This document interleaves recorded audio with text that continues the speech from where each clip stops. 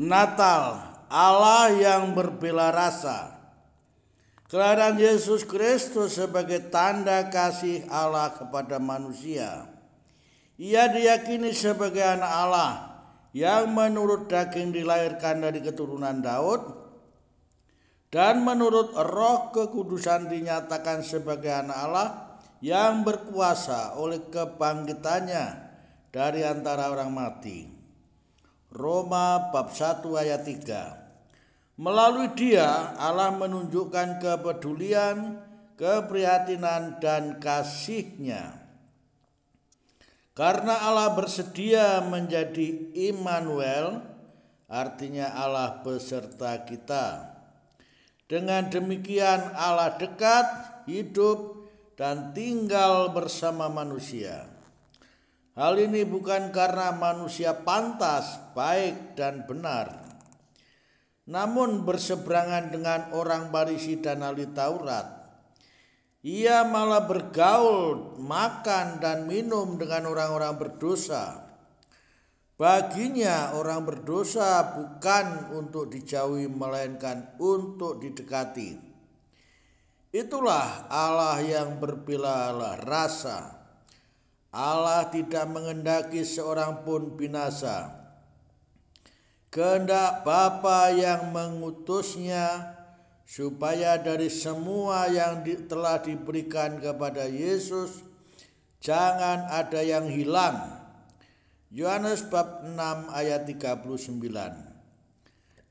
Karena sikapnya seperti itu, kedekatannya dengan orang berdosa menimbulkan keheranan dan skandal bagi orang Farisi dan para ahli Taurat waktu itu. Yesus berdalih, bukan orang sehat yang memerlukan tabib, melainkan orang sakit. Aku datang bukan memanggil orang benar, melainkan orang berdosa agar bertobat. Matius bab 9 ayat 12. Umat bersikap. Saat ada wawancara di televisi tentang seorang residivis yang telah bebas dari hukuman terlibat teroris, si residivis menyampaikan harapannya agar ia yang telah dibebaskan diterima dengan baik di masyarakat, sehingga ia bisa kembali menjadi manusia yang normal, tidak diasingkan dan akhirnya mengasingkan diri sehingga kambuh lagi. Maka perlakuan penuh kasih akan membuat seseorang merasa diterima, dihargai, dihormati, dan akan merasa dipulihkan martabat dan nama baiknya. Sebaliknya, jika terus dicurigai, disingkirkan, dicela, direndahkan, dan yang timbul kemudian adalah rasa dendam, benci, ditolak, dan tetaplah dianggap sampah dan bahkan musuh yang akan tetap memusuhi masyarakatnya.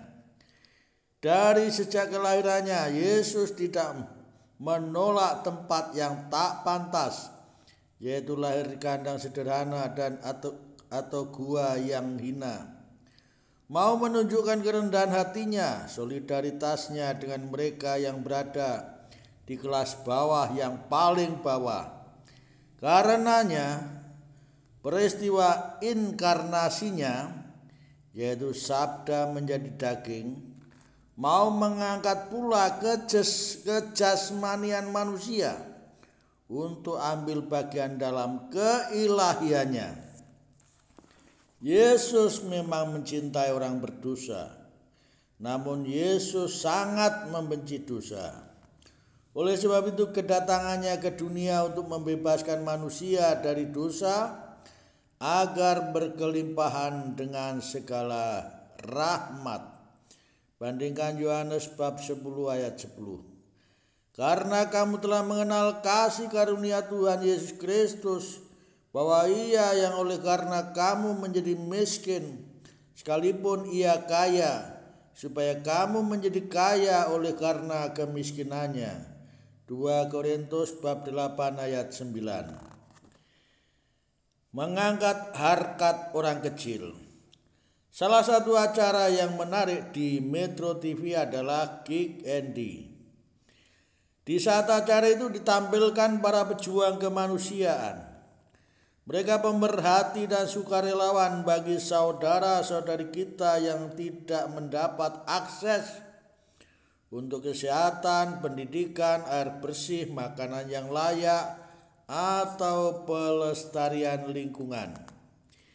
Biasanya mereka yang berada di daerah pelosok yang sulit dijangkau oleh kendaraan, bahkan roda 2 sekalipun. Namun bagi para sukarelawan, hal itu tidak menjadikannya halangan. Pantang mengeluh, tetap bertekun, dan dengan situasi segala kesulitan, akhirnya toh mereka berhasil.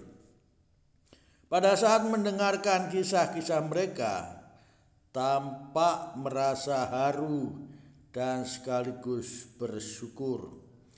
Bersyukur bahwa ternyata masih banyak orang yang berhati mulia, rela memperhatikan saudara-saudarinya tanpa membedakan agama, suku, golongan, dan status sosialnya.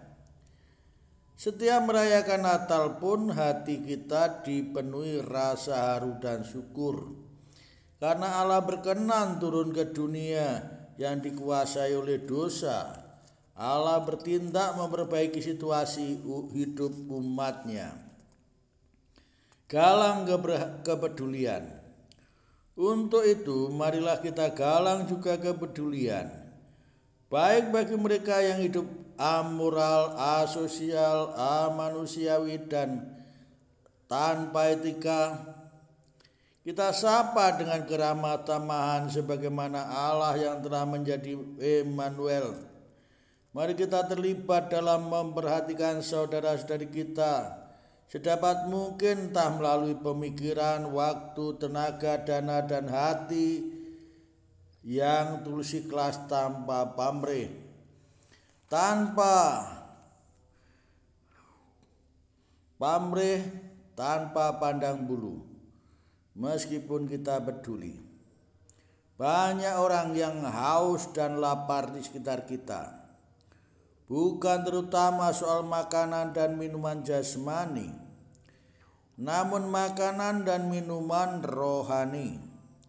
Ini tampak jika mereka bergaul secara eksklusif yang mengasingkan diri dan mengasingkan siapapun yang berbeda dengannya.